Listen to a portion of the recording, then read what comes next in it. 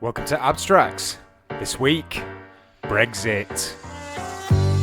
The total number of votes cast in favour of leave, 17,410,742. This means that the UK has voted to leave the European Union. Aftershocks after that vote in Britain, and for so many around the world, a stunning result. Everything now is up for change. It's an earthquake that has happened, and what happens after earthquakes, we wait to see. As long as they think in the EU that Parliament might try to block Brexit or might even succeed in blocking Brexit, the less likely they are to give us the deal we want. I think conditions will deteriorate radically. I can see it coming. Fantastic news, absolutely brilliant. Some British voters may be having second thoughts. One of the top Google searches in the UK, what is the European Union? I think we've got to get on and do it now. We've got to claim back our sovereignty. 3,500 troops are to be on standby in case of a no-deal Brexit. I think the deal is possible and very difficult, but possible. Okay, so welcome again to episode 2, Abstracts. Matthew, how you doing? I'm good. How are you, Andy? I'm very, very well. Hopefully that introduction's got everybody suitably jacked. Those ready. little pathways are firing away. Exactly. Those potentials going, oh, what they're going to talk about. Well, I don't know. I guess we've tried to remain as partisan as possible. Non-partisan as possible. Non-partisan as possible. Yeah, that's right. That'd have been really bad. Oh, Yeah, that would have been Let's terrible. do a whole leave episode. I think that's a good idea. You know what I mean? Well, you know, we get the clicks, maybe. Absolutely, or at least one half of them. Just slightly more than half of them. And really upset everybody else. That's it. No, yeah, we've tried to remain as non-partisan as possible, I think. Absolutely. But should we get it out of the way? Which way did you vote? Which way did I vote? Yeah. Should we go into that? Sure. Yeah, why sure. not? I mean, I voted Remain. However, I always make the clear point that I was Remain and Reform. So I recognise that there were existing structural problems with the European Union, but I did vote Remain. Do you want to say what those problems are to you? It's more to do with monetary union. Mm-hmm. So actually, it didn't really affect the UK so much. But the monetary union in Europe is a bit of an issue because you're essentially expecting every country with their differing levels of productivity to operate at the same exchange rates, which disproportionately impacts high labour, low productivity nations like, for example, Greece, Italy, Spain. And essentially the euro is a big bet that productivity will converge, but it didn't converge. And so the surplus nation, Germany, has really benefited off of having, in proportion, a weak currency, or you could also say a competitive currency, so they can really help get their exports out into the international markets, whereas some of the other nations haven't been able to do that. Those deficit nations. So I heard rumours that if the Germany pulled out of the euro's finished. Pretty much. I mean, there's a reason the European Central Bank is based in Frankfurt. So, but there's lots of reasons to want a superordinate government. There's lots of reasons you would want, let's say, a higher power, something for which Parliament should account to. Our Parliament and then also other governments. However, there's also, for example, good reasons to believe that will go corrupt, or it will start to sour, or there'll be problems with it. So, at every step you have to be very careful with that kind of structure. That's because hierarchies tend towards tyranny. Yeah, precisely. So you were more in favour of a European Union, but not an economic union. That's the difficulty, because if you're going to have a monetary union, you need a fiscal union as well, at the very least. You need something more similar to the United States of America, where you've got a federal system, and there is some level of say over what the states are doing in a more fiscal sense. You can, for example, if Ohio is running a deficit, you can route some of that California money to it, for example. But we don't really have that in a strong way in Europe. We don't even have that in Britain. No. But some would say. If you look at London and other towns, even surrounding London, we don't have that here. Yeah. Having said that, of course, I'm well aware that there are good reasons for the euro, and for the European Union, hence my vote to remain. But I like to think I'm fairly middle ground on this. What about you? What did you vote? I voted to remain. Okay. I voted again. I'm kind of like you. I understand that there's problems with the European Union, but I'd rather be in it than out of it. I voted to remain because I have family members who live abroad. Same. And so that was just easier for me. And I actually didn't really think that it was an issue. This was the Right. bubble that I lived in. So it was like, to me, we were in the European Union, and so what? And then a couple of years ago, this thing happened. Yeah. And to me, it was kind of like out of nowhere, because I guess I had been living in a bubble. But yeah, I did vote to remain purely because of that. I love freedom of movement. Yeah. I think it's fantastic. I just think it hasn't really been seized upon so much by British people as it has by other countries. Yeah. And I think as well, just by virtue of us being geographically separated from mainland Europe, that kind of movement is kind of less accessible. You know, people in France can just, you can walk to Germany. You could walk to Hungary if you wanted to. You know, so there is kind of an intercontinental regularity to that. And so people are naturally more multilingual. We kind of miss out on that. We're kind of abstracted. Or, protracted. Well, there's a little bit of water in the way. Yeah, there's a little bit of water in the way. I do understand the problems. Like, for me, it does need reform. I think there's some silly rules, like, especially around, like, fisheries. I think that's crazy. Yeah. Like, there's just some silly leveling out rules that I don't necessarily agree with. You know, if you catch it, if you're a trailer that's supposed to catch cod and you catch haddock, you got to chuck the haddock before you can sell it, because you're not registered as a haddock boat. Yeah. You know, it's very silly there to me, that kind of thing.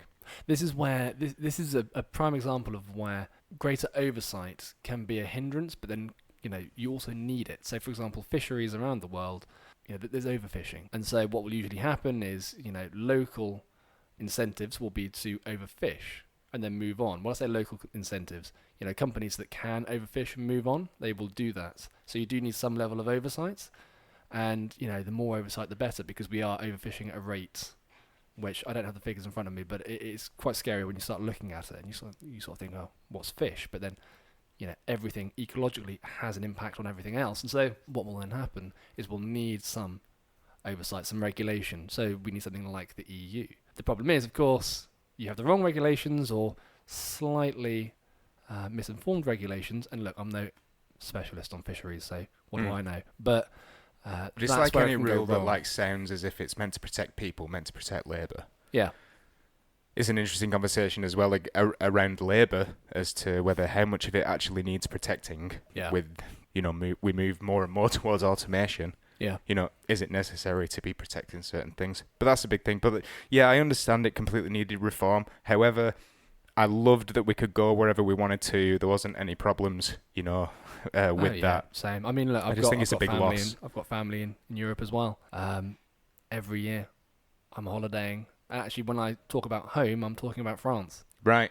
So, yeah, that would also be a bit of a bias for me in terms of voting Remain, because I'm in your boat there. I do love the free movement, but then we would say that.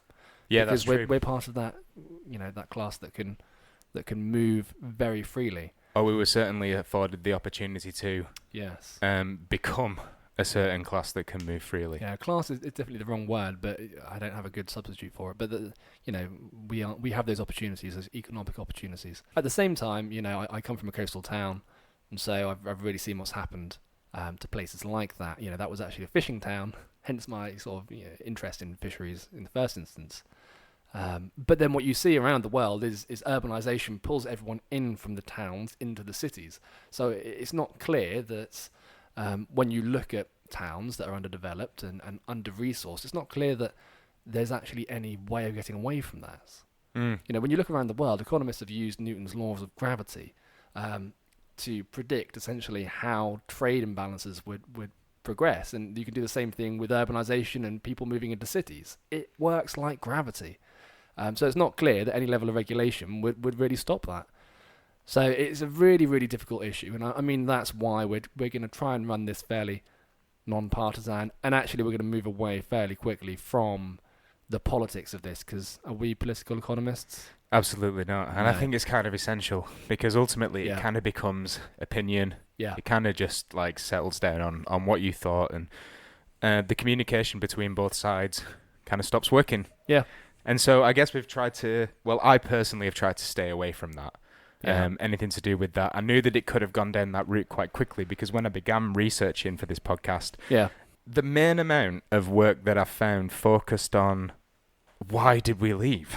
Yeah, same. I found a lot of that. I didn't find really anything as like, why did we leave? Of course, this is why we left. It was very much, why on earth did we leave? It was a very kind of one side of the argument took over the conversation for the scientific research as to why, because the why is always kind of viewed as a negative thing. And then also, the academic landscape really, or academia really benefits from the European funding. So you're going to get that bias in that community. That's another reason, because when Brexit happened, I didn't know I was going to be moving into the sciences. Right. But I knew that the union of all these different countries in so many different areas. I was working in creative. I was working in fashion at the time, in photography. So it was essential. The European Union. There were models coming, there were producers coming, there were crews coming. Like London was a hub. And then the spillover into different industries, like the scientific industry, the academic industry. You're just going to lose so much freedom of resource, freedom of information, moving between places, freedom of skills, freedom of labour. No, I mean, look, we've both disproportionately benefited from the European Union. And actually, I do think as a country, we were benefiting overall. And a lot of the things that we thought were forced upon us, like a lot of the health and safety regulations, they were proposed by us. So, whether it's the problem with the European Union or whether it's actually a problem with just a general distrust of the political class, I think actually that's fairly difficult to pass out, because I think really it's a distrust of the political class. And that's just one thing that we could really get at as a population. So before we do get involved, should we talk about the gin we're drinking? Absolutely. Fantastic. So this week, Sipsmiths. Ooh. God, it sounds like we're sponsored by people. We're really, really not. Sipsmith is my favourite gin. Why is it your favourite gin, Matthew? Well, I don't know. I mean, it's local. It's Chiswick. Take back control, as they say. No, distilled in Chiswick. Really, really nice stuff. I mean, it's got a really nice juniper taste. It's a London dry gin. Nice label. A very nice label with a great big swan on it. I mean, really makes you feel like a man when you drink it. And I like the sketch of the swan as well. It's got a nice green label. I'm a big fan of the greens. And have you seen the inside of the label as well? If you turn it around and look through the bottle. Oh, wow, yeah. There she is. Yeah. It's all the like flowers. A fantastic wallpaper you'd have on a single wall. Like you'd have one wall that has wallpaper on it, and then the rest of the wall are like green. Yeah, exactly. In a really arty-farty apartment, yeah. Fantastic. It's really, really nice, though. I mean, it's one of my usuals. That and Hendrix. Oh, Hendrix is fantastic. I mean, we'll have Hendrix one week, maybe a special occasion. Of course, of course. Treat ourselves to a Hendrix. But that's what's loosening us up for the podcast today. Fantastic. Sipsmith London Dry Gin. So should we get into it now that we're nicely lubricated up? Absolutely. So Matthew, you were talking about some really cool stuff earlier on before we started recording. Yeah, well, I mean, I'm just going to start with a really interesting thing I found that, we were all, as we said, quite surprised when the Leave vote took place. Yes, I was. I went immediately to the pub. And everyone in that pub was surprised. I mean, was that because you go to the pub because you were surprised, or did you just go to the pub because you always go to the pub? I went to the pub specifically because we were surprised. Okay, it was midweek or something. It wasn't even a weekend Sure, and me and my friend, it was me and my pal Shauna. We went to a pub in Finsbury Park. Yeah. And we went in. We got our pints. We went outside. We sat down, and the pub was full, but it was silent. Oh God! It was dead silent. Everybody was just like, "What on earth is going on?"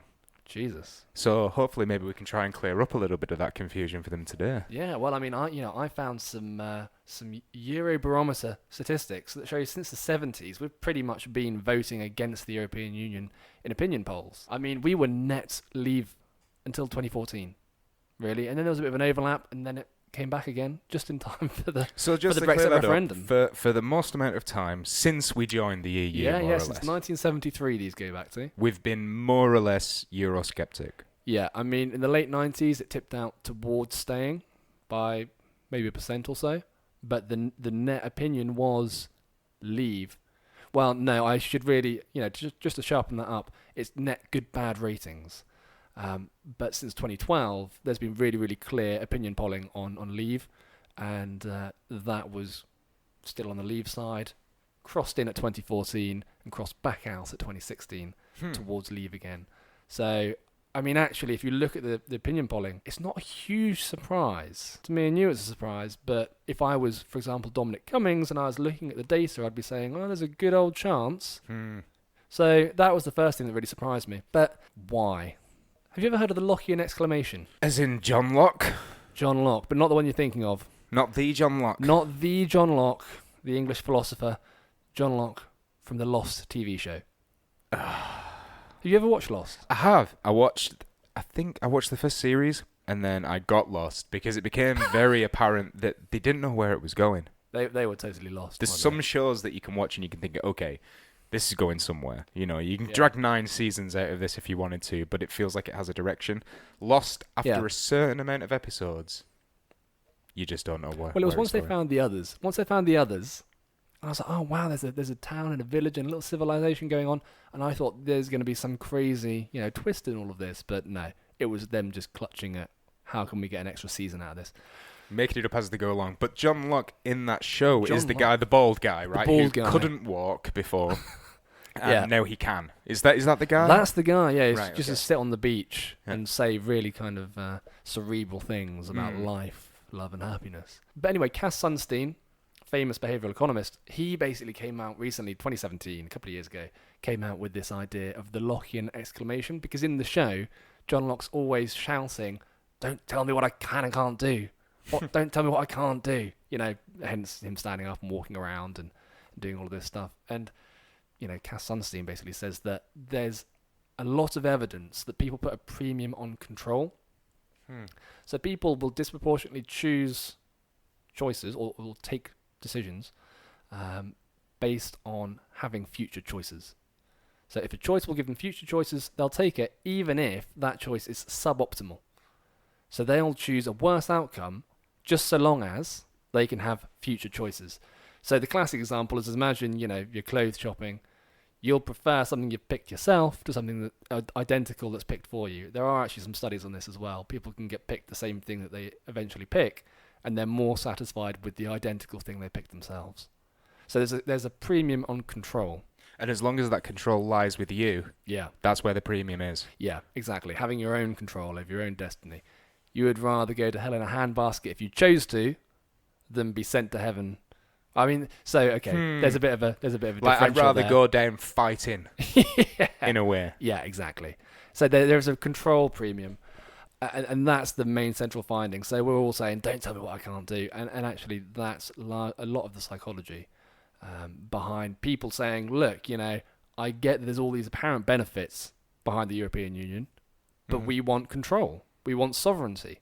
You say, yeah, but you get X, Y, and Z. Those arguments aren't going to work with people that are being John Locke, that are shouting, don't tell me what I can't do. And the opposite to that is the Madisonian exclamation, which is people saying, you deal with it, you think about it, which kind of is how a representative democracy or a republic works. You say, we're going to elect representatives, we're going to elect specialists, we're going to pay them, I think in our case, £80,000 a year, and you can be briefed on policy and you can spend your entire life trying to make the right decisions. So that's the corollary, and so they're the kind of two thinking styles. So it's not surprising that one thinking style is disproportionately, more likely to leave, let's say, than remain. And then the other thing is that leads really nicely into prospect theory. So there's this which is what? Prospect theory is this idea that losses loom larger than gains. So have you heard of Daniel Kahneman? Yeah, right. Thinking fast and slow. Exactly. We bring him up a lot. I think we brought him up last week as well. Yeah, he's brilliant. But him and Eamon Tversky, they came up with prospect theory. Prospect theory is this idea that, as I said, losses loom larger than gains. And the classic example is just think of a bowl of cherries. Right? A bowl of cherries is ruined by one cockroach. Ruined. Mm-hmm. But a bowl of cockroaches isn't made any better by one cherry. Okay. So that's the negativity bias, right? And that kind of feeds into this idea of losses looming quite large. You would rather not lose than gain something. And this has been quite well evidenced in things, that look very much like gambling experiments. Could those losses loom larger than gains be different for people on either side of the conversation? Yeah, so what you perceive as a loss, of course, is different. It's for you. It's what a loss is to you. And that really kind of, you can see that in the campaigns that were run. If you think about Trump's election campaign, it was Make America Great Again. Mm-hmm.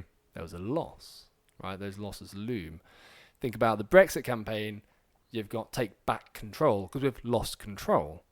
And actually what prospect theory really shows is that when you lose something, you're disproportionately more likely to engage in risky behaviour. Say you're a regular dude and you lose your job. Okay. Right, and you get your last paycheck. Yeah. And you go to the pub. Yeah. And you spend half of it in the pub. Yeah. To be fair, what it really shows is that you'll engage in risky behaviour to recoup your losses. Right, so it's more like you go to the pub and go to the slot machine. Okay, so you've lost loads of money at the blackjack table. You're down to your last 100. You could split that 100 into 5 20-quid bets, or you could just go all in, risk it for a biscuit. That's and a central go all in finding. because I've lost everything anyway. Yeah, Why the exactly. hell not throw it all in? That's one of the See what central happens. findings. Yeah, and so, look, those two things are Locke and exclamation and prospect theory. If you take them together, you think there's a lot of people saying, we value control. Don't tell us what we can't do. And that's the central finding in behavioural economics. This is psychological. That mixed with the fact that people are really cognizant of losses. And following a loss, they are going to engage in risky behaviour. Is it any wonder that the sort of arguments that say, well, look at the Common Agricultural Fund and look at all these different, things we get from Europe. Well, no, that's actually not the right argument. So no wonder there's this disjointedness in communication. No wonder there's no communication there. There was interesting things that came out after the referendum that kind of goes a little bit, kind of along those lines, actually. It found that people who, mainly the victims of austerity, were more likely to vote Leave than Remain. It works with this idea that losses loom larger than gains, because if you could somehow divert, say that you were the person who was convinced that they wanted control, if you can target a bunch of people who feel like they've lost out and then assign a reason as to why that loss has happened, external to the real reason as to why that loss has happened, then you could potentially persuade a bunch of people to go along with your idea of what control looks like. Yeah, absolutely. I mean, you can do this for basically anything. You've lost something. If you can run a social media campaign, and we'll get into social media later on, we'll talk about information biases, but, if you can run a campaign that shows that, you've lost this, and we want to get it back, you've lost the greatness of America, you've lost control, you've lost X, some things there that you've lost. Yeah, you can run a campaign on that, and that will be effective. And look, that's what was being done. People were being targeted, whether they're left or right, whether they were likely to be Leave or Remain. I mean, actually, when you look at this, it's not a clear left-right divide. So there's more to it than just left and right. There's also, whether you are socially authoritarian or socially libertarian, as opposed to just being sort of economically left and right wing. But the question might then become, which side is wrong? Which side is wrong? Because I think when you look at the political landscape now, many people believe that centre-left is the right way to think, and then centre-right is largely vilified. And, look, I'm not going to place myself on the spectrum, but there seems to be right and wrong answers. So for people listening, they might be thinking, which side's correct, which side's wrong. They might see it as pathologies of thought as opposed to differences of opinion. One of the interesting things I found, and like I said, it may not map perfectly onto Leave and Remain, but there's a lot of literature on difference between left-wing people and right-wing people, or people at least that identify with the left wing and people that identify with the right wing. There are social reasons, obviously, for why somebody might think this way. They might have logical, rational reasons. They might see information laid out in front of them and have the abilities to make a discerning decision. But there's also biological ones. So that's actually quite interesting, because if you look at some research, there's traits and then there's values. So values are vastly more predictive of voter behaviour. What people will do in the voting booth. So, for example, values, if you think of centre-left, there's research that shows they're very high in universalism and benevolence. So you can very much think of multicultural societies, values around benevolence, which is state welfare, things like that. That's on the left. And centre-right, higher in power and security. So it's making sure you have strong borders, making sure you have a military that can really engage in defence of the realm. So more conservatism. Yeah, and that's on the right. And those values are obviously predictive of what people do in the booths. And you might say, well, obviously. But the point that's made is, those things, and this is kind of a frontier in the research because it's not really clear how they interact and to what degree they interact. But these, of course, will, to a large degree, come from traits, personality traits, or at least that's a large factor in why people have those values. So, for example, on the centre left, people can be very high in openness and friendliness. They're virtues in their own right. On the centre right, they're high in energy and conscientiousness. And conscientiousness, for anyone who's thinking it's not empathy and whatnot, what we're talking about there is orderliness, being organised, being very diligent. That's conscientiousness. So there's order on one side, centre right. Well, there's an element of self-control to orderliness. Yes. Well, exactly. So there's more cognitive rigidity on the right, which isn't necessarily a bad thing. It sounds like that, but there's more cognitive rigidity, so therefore more discipline and self-control on the centre right, and on the centre left, there's more openness to new experience. So much like the two hemispheres of the brain, you've got order on one side, and when I say chaos, that's not meant in a bad way. That's chaos as in openness on the other. It's an element of that's been attributed to creativity. Yes. I mean, how many artists do you know that are conservatives? Right. Yeah? It's really clear, if you're an artist and you're even very open, anecdotally, you don't associate artists with conservatism. That's why it was so crazy when you see Kanye West with Donald Trump. Yeah, I mean that's one. Yeah, that's it in its extreme. Yeah, absolutely. I mean, maybe when you're a high class fashion designer and you're at the very top and you've got your millions, I don't know. I'm just spitballing, but I assume that at some level you become conservative and you say, what, I'm getting old and I've got people to look after. I don't know. I did kind of feel the prang of it when I got my last council tax thing as a working man. It's like, what's this money for? Yeah, exactly. I'm a working man, damn it. Let's reduce the government, reduce the taxation. This is it. Yeah. But it's interesting that you brought up values. Yeah. Because values are they're constructed by a number of different factors. Obviously, there's biological reasons which you'll get into later, and then there's cultural reasons. But what happens, whichever way your values are developed, they wire as what's known as an N400 potentiality, right, which is an ERP. An ERP is effectively a brain response. When somebody puts an EEG monitor on your head, what they're looking for are things called event-related potentials. What part of the brain fires when certain stimuli arise? If I touch something, a surface, part of my brain will ping up. That's to do with me feeling something, or the sensation of touch, and my brain's activating. Well, values have a potentiality, and this potentiality is called the N400 potentiality. And when you're talking about voting prediction, this turns out to be a better predictor than an index of preference, which I think is what you were talking about. Well, this is quite interesting because, look, what I just cited was self-reported values. Mm-hmm. Yeah, and then now what you're talking about is saying, let's go beyond self-reporting, because what we have at the moment is the implicit association test, which tries to get beyond self-reporting. You ask someone, are you a racist? Are you a sexist? They're definitely, or they should, say no, even if they are. So you have to kind of get beyond that self-reporting element. Mm-hmm. And actually a lot of people, they will say one thing, but they will very often do another. So you have the espoused theory and the theory in use.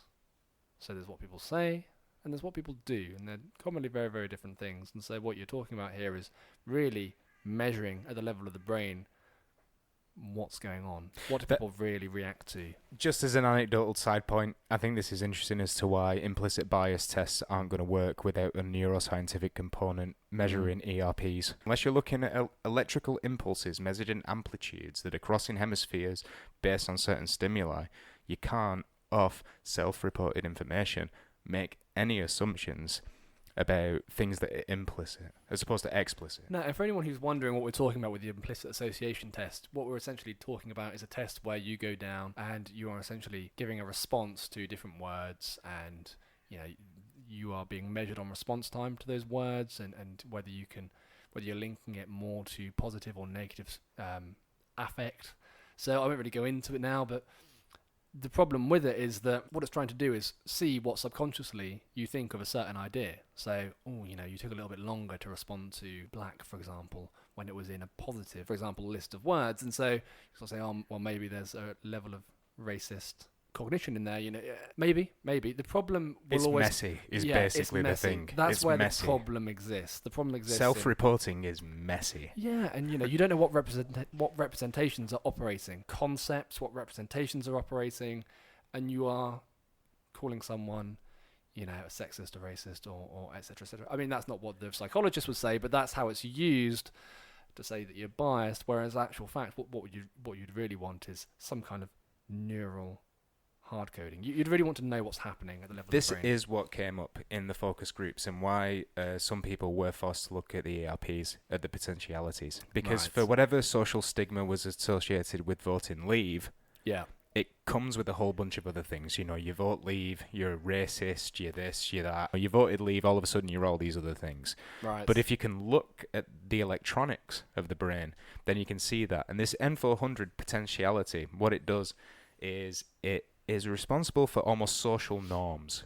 So when you're going through culture, when you're growing up, when you're developing, obviously development is an interplay between, your nature, your biology, your genome, in collaboration with the environment, and that's kind of what allows for expression, your phenotype, your gene expression. The M400 is wired to respond whenever a social norm is violated. Okay. So the things that you've grown up like realizing are normal, things are good, these are my values, whenever that is violated, that fires. And that ties into what you were talking about, value being a better predictor than behavior for predicting this kind of outcome, for seeing this kind of outcome. Than traits, yeah, absolutely. Than traits, yeah, exactly. Yeah, because, you can measure a trait, but you don't really know what's going to happen as a result of that. You can ask about values, they're very predictive, but are people misreporting? Will they do something else when they get into the voting booth? So, yeah. I mean, it's quite interesting because, that's at the level of the brain. There's some people as well that are looking at physiological differences. For example, at the level of physiology, people with a low sensitivity to sudden noises. It's literally at this level. People with a low sensitivity to sudden noises, they are more likely to endorse foreign aid, liberal immigration policies, pacifism, and gun control. So it's American. It's an American piece of research I'm citing here. And people that, like a cat, jump over the fence at sudden noise, they're much more likely to favour defence spending, capital punishment, patriotism, and very specifically, the Iraq War. That's fascinating you bring that up. Right. Because that kind of plays into... And one area I was looking at when researching this was things to do with your perception of a situation. Perception and attention and things like that. Yes. And I came across sense modalities. You might have come across them before. But the best way to think of a sense modality, this, it's a complicated way of saying, but what you're effectively saying is that if you imagine the brain as a computer, and within that computer there's an operating system, and that operating system runs programs. And so you'll have a program for your hearing, you've got a program for your vision, you've got a program for your taste. All these sensations are effectively mechanisms that are geared to stimulus that you might receive. So a sense modality, you might hear the sound of something, and then your brain builds the complete picture of that sound. You might not even be looking at it. So the example that they give in this particular study was that, say you were to hear a water cooler in another room. Yes. You will build a representation in your brain of that water cooler, whether you like it or not. This is called multimodal imagery.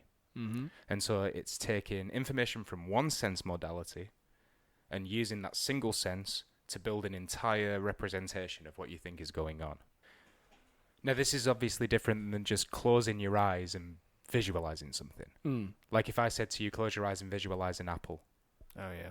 This is different because I'm just asking you to think of something you already know and build that representation in your brain. I'm talking about things that come externally that make you build a picture in your head. Okay. It's based on your environmental surroundings. And another way of thinking about it is if somebody was in your flat. Okay. Right, and you know someone else is in your flat. Yeah. If you hear them move around, that's all supposed to be normal, and you'll build a picture in your head of who that person is, like blah, blah, blah, blah, blah. But if you can hijack a particular sense modality at a particular time in cognition, Certainly in that cognitive process when information's coming in, how am I supposed to feel about something? How am I supposed to react to something? Yeah. If you can hijack that, then what you're doing is you're influencing the representation that somebody builds in their head about any given situation based on only a single stimulus, not all the senses, not everything working together, based on a single one. And because vision is your prime sense modality by which you give events in the world meaning, trust. Meaning. Yeah. Like we trust our vision more than we trust any other sense. Yeah. Generally. I'll believe it when I see it. Right. Exactly. Yeah. If you can hijack that at any given point and remove all the other potential sense modalities around, you could potentially influence a behavior. You could potentially influence the firing of something. Oh, 100%. I mean, we're thinking about it at a political level, but I mean, how many times have you gotten out of bed in the middle of the night, you've heard the dishwasher on somewhere, but it sounds like there's witches in your basement, it sounds like something's going on in your house, or there's knocking on the walls, it's the pipes, right? But you don't know at the time, it's the middle of the night, you get up, you're creeping over to your door, worried there's someone there, with a scimitar or something, or, ready for you, and then suddenly you turn around and your dressing gown that's hung on the door turns into the Grim Reaper himself with a sickle, and now he's at your bed, and suddenly, for at least half a second, that's real. Right, yeah. Your perceptual processing has brought the Grim Reaper into your room, right? It's just your dressing gown. Yeah. But based on the sounds you're hearing and what you've built up in your mind, and actually... And this comes to this, we call it assimilation and contrast effect. So if you have a representation, and then you can basically throw things into that representation, and if it fits well enough, you can start building on it. You can start building on it, and suddenly the dressing gown fits well enough that suddenly it looks like the Grim Reaper, That's it, because just like the sound of the water cooler in a different room, or say the sound of your boiler going off in the kitchen, you build the picture of that boiler working. Then you could argue that everything's effectively a representation. Yeah. Everything is. Yeah, it is. It's your representation of what's going in. We hallucinate reality constantly. Exactly. Now, this isn't to say, just a bit of a caveat here, I don't believe we're all plugged into the Matrix and everything's like... Well, you might not do. But what I mean is that we are limited by our fixations and our saccades. So you can't always fixate on everything all at the time. Your eyes are bouncing around all the time. The saccade is that bounce. It's the bounce between fixations. So what you're saying is you only really see and perceive what you pay attention to. Magicians do this. Misdirection. So what you're about to say is, it's not so abstract, and I'm not saying that politicians are magicians, but if politicians can guide your fixations and your attentional processing, they can basically fundamentally alter your reality. It's not just politicians, it's your window to the world, which could be social media, it could be the TV, it could be the newspaper you read. That's guiding your fixations. We're talking about vision now, but we can easily go through to other sense modalities, like you said. But when you were talking about hearing, I did find a couple of studies that, like the title of the papers is "What You Hear Is What You See." Oh, really? So, say for example, if I'm in... Let's just use photography. We were talking about it earlier on. Yeah, of course. If I'm stood in a studio and I'm looking at a camera, okay, I take the photograph and the flash goes off. Yeah. The flash only goes off once. Okay. But very often a camera might go beep beep. Oh, yes, okay. Right? Now, when I hear that beep beep and I see that flash, I will actually see flash flash. Yeah. Because what you hear is what you see, according to these studies. And I'll include them in it's true. If you think about developmental psychology as well, if you think about 5-year-old kids, it's this idea that, it's been shown in research that you can go into a classroom and you can ask them what you were wearing last week when you saw them last, and all you have to do is basically draw over your eyes, and they'll say glasses. Just use your hands to form a point above your head, and they'll say you were wearing a hat. They were wearing a hat, or you sort of stroke your leg, and they say, "Oh, the boots you were wearing." How far away from that do we really ever get? You go, "Oh, those poor 5-year-olds hallucinating their memories." Yeah, well, maybe we're doing the same thing. What we hear is what we see. even if we go like deeper down into that, we say, yeah, you can influence people's fixations and saccades and the way they might feel about a certain situation if you hijack those perceptual processes earlier on. But then the people who are doing the hijacking are victims of their own fixations and saccades, and they're not seeing the full picture. Yeah, and it's all this bias kind of thing. all the way down. All It's the way bias down. all the way down. And then, you've got bias on one side, pushing one group. We'll come on to that in a minute. I mean, how Yeah, do because it's groups interesting what you were polarize? saying about that, because how can we communicate?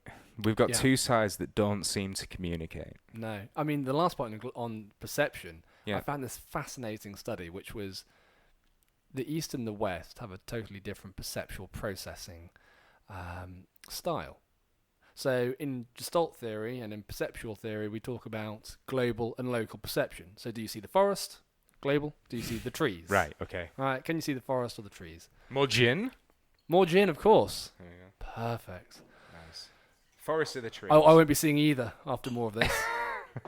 So yeah, in the East, and actually contrary to my assumption on this, in the East, they largely see local perception. So they'll see the trees. I should specify, we're talking about hierarchical displays. So a hierarchical display or an ordered display, we're talking about trees. Trees are a great example. So forest or trees. East, trees. West, will largely see the forest. We have more global perception. Western cultures are typically more individualistic. Yeah. And Eastern cultures are generally more like community-based. And holistic. Collectivist. Yeah. And that's exactly why my intuition was violated there. Because I thought, they're very holistic. So what was interesting is that you can forget the East bit for now, because the thing I'm trying to draw attention to is that there was a difference between people that self-identified as conservative and people that self-identified as liberal. When I say liberal, this is an American study again, and so we're talking about sort of left-wing, left-leaning.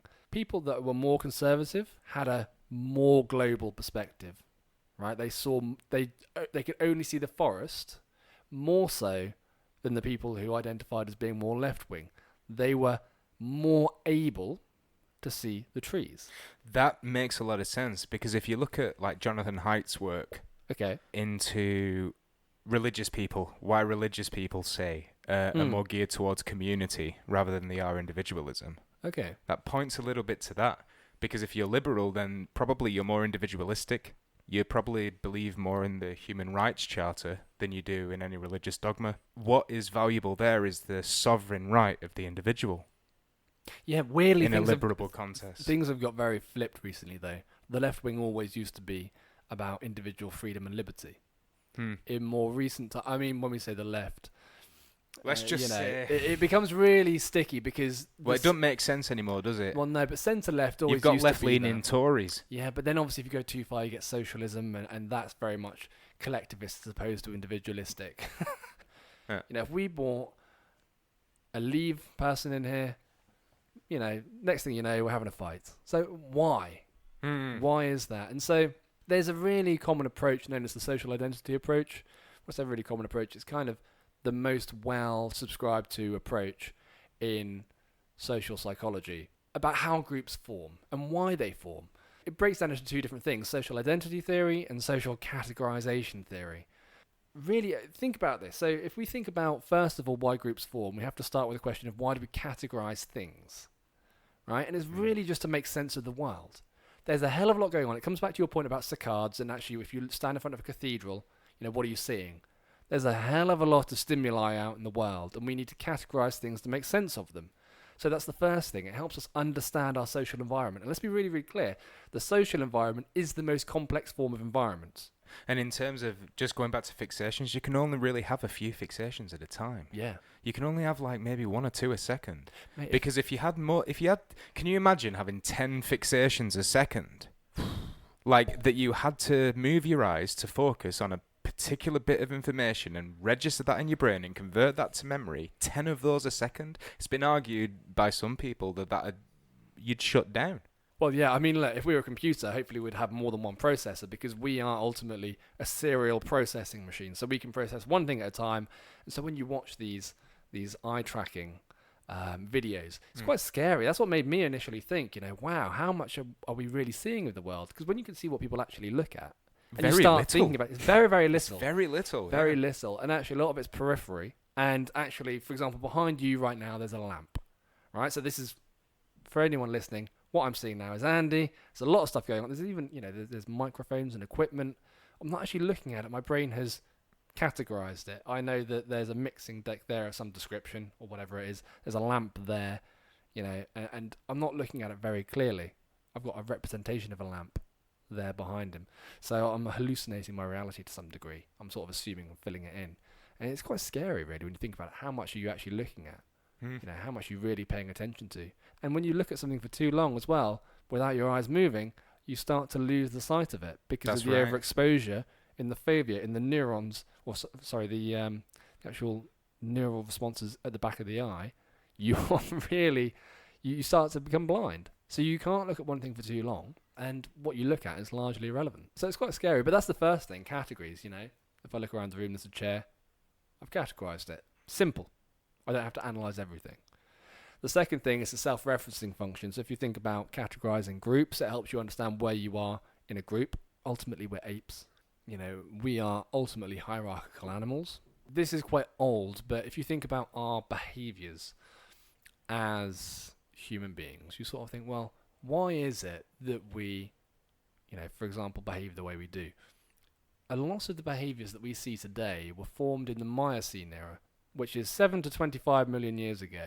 So I mean, it's a big old. Have we just got our amygdala then? Oh, I don't know. Thalamus, or I don't know. I mean, we are talking about proto-hominids, so we're not really talking about Homo sapiens. Yeah, exactly. We know what I mean. No. But I mean, we really learnt this behavior from social carnivores, like for example, lions and whatnot. It's about controlling resources. So when we were in canopy forests and high savannas, we had to control resources, and we started behaving like social carnivores, which required, for example, infants to be well tended, and so you needed to conserve calories. I mean, I should be really clear that this is a theory, but it's a well-subscribed to theory, that the infants needed high calorific consumption. So what's the best way of doing that? Well, you conserve the calories in the females, you make them not travel very much. That's part of the conservation of calories. So you have a base. You have a base where you have females that aren't expending calories, and they are, for example, breastfeeding and feeding the infants, which it is also thought that contributed to our brain enlargement and development over those millions of years. And then you have small packs moving out into the environment that were small enough to not be problematic to the surrounding animals. So they wouldn't see, 100 proto-hominids coming over the hill and just peg it. Stealth was conserved, but then also that was slightly large enough that they could take down an animal of some significant size, bring it back to base. So, I mean, that sort of social carnivore behavior, that's very, very old.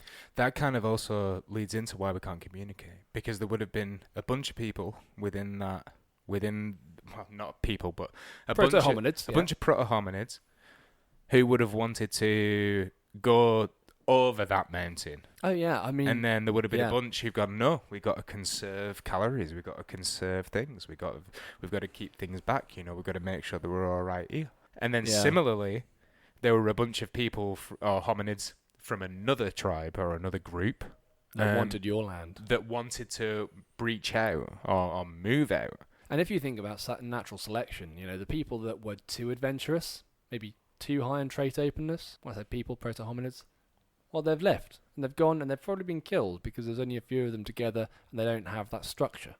So actually you start deselecting those people that can't work together. So you get this very social, you get your first social group starting to form. So it's thought that could be one place from which, that's where the territorial behavior starts. And, you can see it in kids. There's a lot of research on territorial behavior and the evolutionary origins of that. So it's hard to think that we can never get rid of it. And, I mean, the point I was just making was about social identity theory. That is very much about simplifying the world. The problem can very, very commonly be you simplify it to the point where you lose some really important information. But that's the first thing. So you want to understand the social environment. And social categorization theory, which I mentioned a minute ago as well, it talks about how we do it. So there's the why we do it, social identity theory. That's why we want to simplify things. We want to self-reference to the environment. But how we do it is more... So there's been lots of thoughts on this, but one of the most compelling arguments is that we construct prototypes. So essentially stereotypes, but prototypes of the ideal group member or the average group member. In fact, it's not often the average group member, this prototype that we construct in our mind. So when you think about a group, this prototype could even be the ideal version from their perspective, or the most extreme version from your perspective of that group member. That is not actually representative of anybody in that group. You might not even have come up with that version of what makes the ideal. It could have been bestowed upon you by the people in your group or other sources. Right. But within the group, for example, you might have an idea of what you should be or what you could be, your ought or your ideal, and it's usually linked to a prototype, is what they call it. So that essentially is where those categories get formed. This also ties in with that focus group that we were speaking about right at the beginning. Yeah. It's like you have a prototype of what national sovereignty is, yep. and you have that ideal on both sides. Yeah. Yeah. And we can argue about what that is. Yeah. The problem then starts to become, well, okay, what happens when you start moving? Like, how do people converge into one opinion? Like, how does that happen? And really this comes down to something known as, well, we know it in the public sphere as cognitive dissonance. People don't like to hold competing opinions in their mind, but actually the first thing... But we do. We do, but one of the ways of making it apparent to you that you don't have it and make you very uncomfortable is, if you think about the self, you've got the actual self, it's who you are, the ideal self, who you'd like to be, and the ought self, it's who you should be. So you've got your actual own identity not meeting with the ideal of the other, right? So you're on one side, the ideal of the other, you feel sort of emotions of shame and embarrassment. Maybe that works for you, maybe it doesn't. Maybe you want to converge towards a particular group, a particular ideal. What usually will happen is you'll be striving towards the ideal of the group that you're in, and the other people say, well, you're not quite there yet, your actual self isn't there, or maybe you ought to be like this. There's a disjuncture between who you think you are and who other people think you are, right? So the common example of this is when you are in a group and you voice an opinion, it doesn't quite fit in that group. And how they Suddenly, react to that. how they react to that. Those negative emotions that come along with that mean that you will try and reduce those differences. There's interesting, just on a side topic as well, about what you bring up, there's interesting correlations there between post-traumatic stress disorder. Okay. In the reconciliation of the person that you thought you were before you, say, joined a military organisation. Right, yeah. And then you perform a certain bunch of you basically perform a whole bunch of actions under this person that you're made into. Yeah. And then the person you were and the person you've become, they can't reconcile. So that's exactly it. This is self-discrepancy theory. But of course, the availability of that discrepancy is huge. So when we talk about availability in this particular theory, we're talking about the magnitude of the difference. And accessibility is how often you're reminded of it. So one of the common examples as well is, think, for example, there's lots of discrepancies with lots of groups, right? How often are you reminded of your discrepancy with the thoughts of the Amish population, for example? Very infrequently, so you don't care. But if you've got high accessibility, so you're constantly reminded of it, and the availability, the magnitude is quite large, then you're going to start being quite uncomfortable. Because you're constantly reminded of how, either your actual self or your ought self or your ideal self is not matching. And the ideal self is usually set by that prototype in the group. And the group that is closer to you is the one that's reminding you more often. So just to sharpen that up, if you are a Leave voter and you are more commonly reminded of how you don't fit into that group than you are the Remain voters in terms of the people you associate with in the first instance. I mean, maybe that changes over time with the amount the media just barrels it at them now, but that's why you start to converge on a particular groupthink, on a particular prototype and a particular opinion. If we were to take how most people were marketed to either Leave or Remain during Brexit, it was mainly on social media. And this, in my opinion, forms a barrier. When you go on social media, it asks you, what are your interests? Yeah. What are your values? What things do you enjoy? What groups do you like? What art do you like? Really pigeonholes you. It knows exactly who you are. This person likes all this stuff, and so I'm not going to show them anything from things that conflict with that. Exactly, yeah. And I think this is another reason on how we can't communicate. So we definitely have the tribal stuff. The stuff going back to biology, to us moving out of our groups, to those who are more conservative or those who are more exploratory than others. Yeah. But we also have how we decide to pigeonhole ourselves. Yeah. In social media groups, and that's how we're advertised to. That's the message that they will send to you based on your demographic, based on information given. And this is exactly how polarization happens in groups. So we talked about how people get into groups, to simplify things. However, how do things polarize? It's all very well to say, well, we've all converged on an opinion, but that opinion might not be particularly radical. But exactly what you're saying there is how you start to polarize. Because have you heard of the risky shift effect? No. Enlighten me. I love the name of it. It's the risky shift. Exactly. You've probably heard of just the dynamics of it. Essentially, there's a lot of research that shows that if you have people with fairly disparate opinions, or even just fairly similar opinions, once they have had a conversation about something, especially if they have to commit themselves to a particular course of action, afterwards, they haven't just converged on the average opinion of that group. They've usually gone to the riskier alternative, especially when they have to commit themselves to a course of action. That's when it gets risky. What will usually happen is people will polarize after they've had a conversation, which is exactly why I am so against brainstorming sessions. I don't know who came up with this. Who thought this was a good idea? You bring everyone into a room, you have a conversation, you go, right, now it's time for lateral divergent thinking. No, it's not. Absolutely it's not. There's actually a lot of evidence that it's not. That's total nonsense. This is about the idea that if you say, for example, you have 12 people in a room and you ask them to try and solve a problem, right? And you get them all to brainstorm, and these 12 people will brainstorm everything. You won't get anywhere. Yeah. But because everybody's got their own interpretation, unless that problem is so bloody simple, yeah. Exactly. But if you took that 12 people and you split them into 6 groups of 2, and you ask those 2 people to cooperate rather than the 12 people to cooperate all together, then those 6 groups of 2 are going to provide far better insights into solving the problem than the group of 12 altogether will. Yeah, and there's research that shows as well that if everyone does it on their own before they go to the group, then you'll get, a lot of divergent thinking. And that's what you want. So that's usually what happens. People start to polarize because, like they're on social media, they go into their room, their particular brainstorming session, their echo chamber, their social media timeline, their news feed. They're seeing one thing that's constantly being, thrown at them, and they start to polarize. They start to move towards a risky alternative, especially when there's something that's being asked of them to do. So Ken Robinson brought that up in terms of education. Yeah. Divergent thinking in terms of education.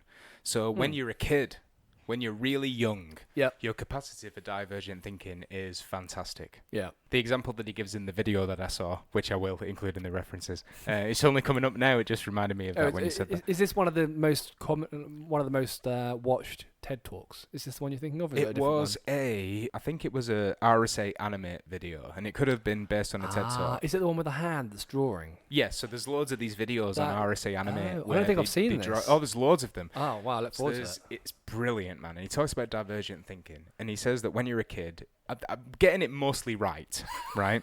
Okay. But what he says, so say you give the kid a problem of like, draw a paperclip. Yeah. Right? And the kid draws a paperclip. Mm-hmm. And he said, like, what uses are there for this paperclip? Right? So the adult mind might go, well, you can put paper together, you could, just fix things together with it. Yeah. Example. But an example of divergent thinking would be, well, what's the paperclip made of? Is it 600 feet tall and made of jelly? Right. Oh, okay. Is it, what is the paperclip? What defines the paperclip, And you're better at doing this when you're a kid. Yeah, because when your you're concepts really young. aren't hardened. Yeah, your concepts aren't hardened, But as you get older and you go through the education system, your capacity for divergent thinking actually falls off. Although you could say that that's an efficiency gain. Because if I'm thinking... If someone says they're going to give what you want your outcome to be. Well, this is it. But, I think this would probably happen no matter what in some sense, because if someone says they're going to give me a box of paper clips, my brain's very quickly going to work out that I'm never expecting jelly, and that I'm always expecting whatever the metal it is it's made out of. So I very quickly will have a hardened concept of what that is. So I think to some degree it's difficult to work out how you would stop that from happening unless you really put arts into the curriculum and constantly challenge people. It isn't every about step. stopping it from happening. It's about still even though reality sets in, you can retain your capacity for divergent thinking so long as it's exercised. You just need to exercise it. So this is the arts education argument. We need more arts education. We need to actually exercise that part of our mind. Just to be able to see things from different sides so you don't fall into the traps of your own cognition, cultural limitations, biological limitations. These are all working against you. You're just building a representation. Yeah, no, absolutely. So you do need to train it. Just like you need to train to be like, not to take everything you read in the newspaper as gospel. There's a lot of information on... rather a lot of research on information avoidance. I don't think we realise how easy it is for us to subconsciously avoid information. I mean, we all know if you're low on your bank, if your bank account balance is low, you're avoiding the ATM, or you're avoiding... Well, you avoid life. In general, if I am low on money, I avoid life. I don't socialise. You definitely avoid mobile banking. You're not looking at it, you're avoiding it. You don't want to look at it. You know it's there, you're avoiding it. There's inattention. You cannot pay attention to it, but it gets more insidious than that. So you can actually start interpreting information with a bias subconsciously. Motivated forgetting was the best one for me. You can actually forget things and be motivated to forget things. Oh, absolutely. If you look at Loftus's work, from the 70s to do with eyewitness testimony, to see how memory is actually useless to you. If you're looking at eyewitness testimony, which is hugely important in criminal court cases, that's based on a whole bunch of variables you can't really trust. So say, for example, you see a situation, you see a crime happening. Let's say that you were on a street and it's midnight and it's dark. And let's remember that while this is happening, we're constantly hallucinating reality. Right. As we said earlier. Or your fixations are being drawn to specific places. Yeah. Right? Well, that's part of this. Yeah. That's it. Yeah, that's exactly part of it. So your fixations are being drawn to certain places. Whatever representation you're building in your mind as to the memory of that event is wholly dependent on the salience of the fixations during the time by which you are experiencing that event. Yeah. And that is what you transcode into your memory, along with all of your biases, along with all of your pre-existing cultural frames, along with everything that you find important. And things can get smuggled in after the fact. Completely. In fact, this is another Loftus one. Okay. They could convince people they saw something that wasn't even there. Really? Purely by the language with which the interviewer asked questions. Did you see a barn in that video as the car was driving past? Yeah. Right? Okay. You could say yes or no. But I could say, as the car drove past the barn, what colour was the stoplight? And then you might say, oh, the stoplight was red. If you were asked again to relay what you saw in the video, you will say the car drove past a barn. Yeah. But there might not have ever been a barn there. I could have just told you that the car drove past a barn, and then you've put that in your brain, and that's altered the representation of the memory that you're creating. Yeah. I mean, we mentioned assimilation and contrast effects earlier, and this is kind of part of it. You have a representation in your mind, and something that fits with that representation can be smuggled in very easily. It's the same reason why questionnaires is really important methodologically. This is a very dry topic of conversation. But yes, sorry everybody. I know. But the order with which you put those questions is fundamentally important, because you can, like you say, start smuggling in information and priming people to think certain things and have certain things available in the representation of what they're thinking about in their mind as you ask those questions. So like you say, if you ask about the barn being in there, but the question is, directed to something else, that barn can be smuggled into the representation in someone's mind. And, how often is that happening? If you've had a week between having seen something and turning up in courts, you've got 7 days to accidentally smuggle in other representations that fit just close enough with the representation of what you actually saw that they can get mixed up and confused. But, this is a key problem in psychology. And actually, coming back to information avoidance, we are motivated to forget. We're not paying attention to certain things. We're interpreting things with a bias. And, that actually has some positive effects. There's certain efficiencies to that. But, of course, it causes confirmation bias, media bias, political polarization. One of the real ones that shocked me recently, and it was a Brexit-related piece of information, we're thinking about social media and, Trump's made us think about fake news, let's say. Mm-hmm. But I was reading an American Psychological Association reports on Brexit. I thought this would be really useful. And that was when I was thinking maybe we talk more about, the psychological effects of Brexit on people.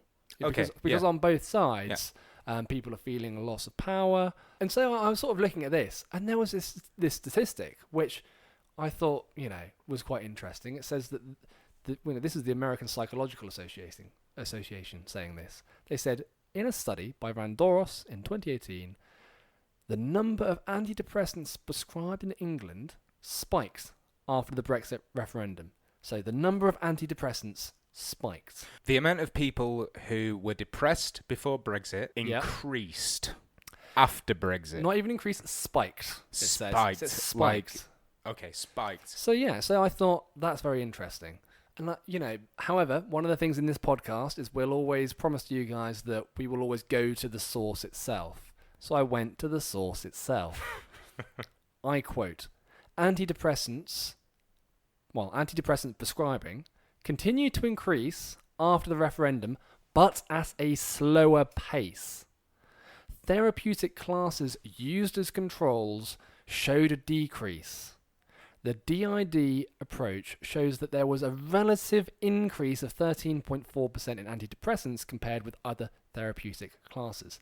So, in actual fact, antidepressant use was already on the rise, and it actually slowed following the referendum. The reason for that 13.4% increase is because it was relative to the other drug categories that fell, and that was the control group. So, look, this is the problem with statistics. This is why people think that statistics, don't mean anything. Well, they do, but they can be used in certain ways.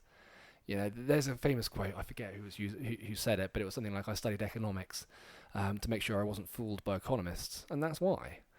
And I found this website, wsj.com, and you can go and see liberal and non-liberal, or let's say left and right wing, news feeds on social media for particular topics. So, like, for example, Trump. Now, I'll just quickly read a few of these headlines out. So, liberal article on Trump on the same day. This was yesterday or 2 days ago?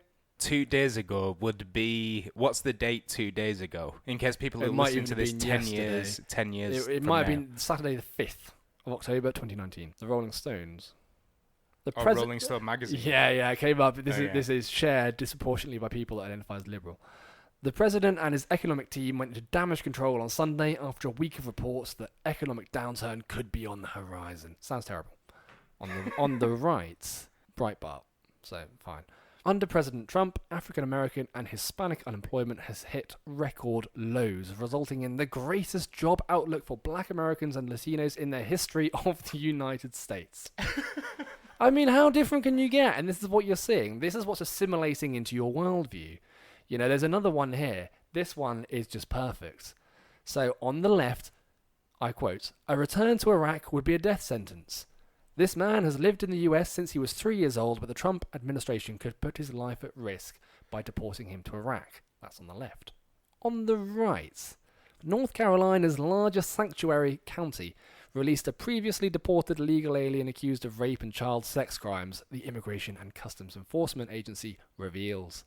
So on one side, some poor guy is being deported when he shouldn't have been. On the other side, there's a child rapist out. This is precisely the problem. There's either barefaced misreporting, which even the American Psychological Association is engaged in, or we are locked in these echo chambers where we are assimilating these views into our current representation of what is reality.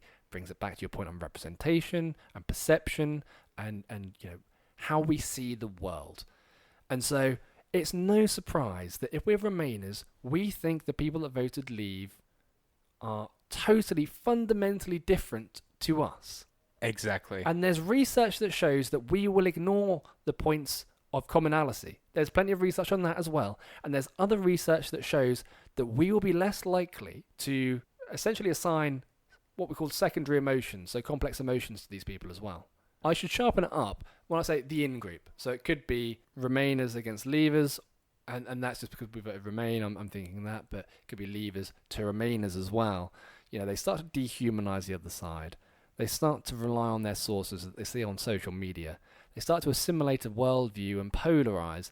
And we are moving to such a polarized extreme now, it's hard to see how we can have a conversation and come back to a point of agreement, a point of compromise. And this is what we're seeing in the current political climates. I think we're seeing this in a conversational climate too. Yes. And this leads me to almost a more conceptual view. There was a guy called Sperry. You might have come across him. Yeah. So this was a guy who pioneered split brain surgery. In your brain, you have two hemispheres. You have the right hemisphere and you have the left hemisphere. Information is being passed from left to right, from right to left. And it does this through what is called a corpus callosum. The corpus callosum is basically a string of, neurons? It's neurons. It's like a band of neuron fiber exactly. that goes from one side to the other. It's a band of neurons, and the best way to think of this is a motorway. It's a motorway that links two hemispheres. Exactly. That's the best way to think of it. And what happens is when stimulus comes in from the left side, it pings across and it goes to the right side, and it's all a nice harmonious balance, should everything work. Or should be, yeah. Totally. But in epilepsy, it doesn't work. There's a seizure. It causes, the activity is so much that it causes a seizure. So when you split a brain, you cut the corpus callosum, the connection between both hemispheres. I believe this is quite an interesting analogy for what's happening just now. We have what is effectively a social commissurotomy between both hemispheres that has sliced us down the middle, whereby we cannot communicate from the left or the right. And what happens is that both these hemispheres start living in their own independent universes. Yeah. And Sperry, back in 1984, who honestly, I read a lot of scientific journals and they are dry. They are dry. Do you agree? Yeah, absolutely. Mate, they are honestly so boring sometimes. But just to play devil's advocate there, science is fascinating. That's what people need to realise. It's not the dry thing that they think it is. It's just that a lot of people can't write very well. But Sperry wrote so beautifully in his journals about the mind, about the brain, about these worlds that are living. And I just want to quote you something here that he wrote in a 1984 paper. So after you split the brain, each hemisphere continues to function at a high level, but most conscious experience generated in one hemisphere becomes inaccessible to the awareness of the other. And so I thought that was a beautiful analogy for where we are now in Brexit. And actually that analogy is quite a good one, because if you think about the brain and the left and the right, the right is largely to do with, or the right hemisphere is usually to do with the chaotic, unknown world. Creativity, all that kind of stuff. Open. So simplifying the hemisphere. What we're talking about is essentially very small differences in function. So it's not like, the art is on one side and everything else on the other. Exactly. So, but they need each other. There's small specializations, and if the right hemisphere can't be used, it can be replicated on the left if it happens early enough. But if we just take the really simple view of like openness to new things and the unknown on the right, you can think that's the left wing. As we said earlier, that's the kind of disposition and the traits that you see on the left. And the left hemisphere is much more orderly, which is basically language, because grammar and syntax is very orderly. So you see the orderly side on the left, which is more like the right wing. So actually it's a bit of a flip, but you can really see it. It's a good analogy, because the left and the right wing are not communicating. And actually, like a brain, both sides need each other, because you need to have one foot in the unknown and the new, and to be open to it. And you need one foot in the known and the orderly and tradition, because that is where you grow. Like children, they have to find the zone of proximal development, the zone where they're just pushing themselves enough so that they're not falling out of the game, but they're not, in their comfort space where they're not growing. You have to find that area, and that is where the left and the right intertwine, and they help each other, and we're not currently doing that. And like like I said earlier, it's not a simple left and right divide with Leave and Remain, but there are some correlations there, and we need to get better at talking. So if we take that as our new divide and our new hemispheres, we need to get better at communicating.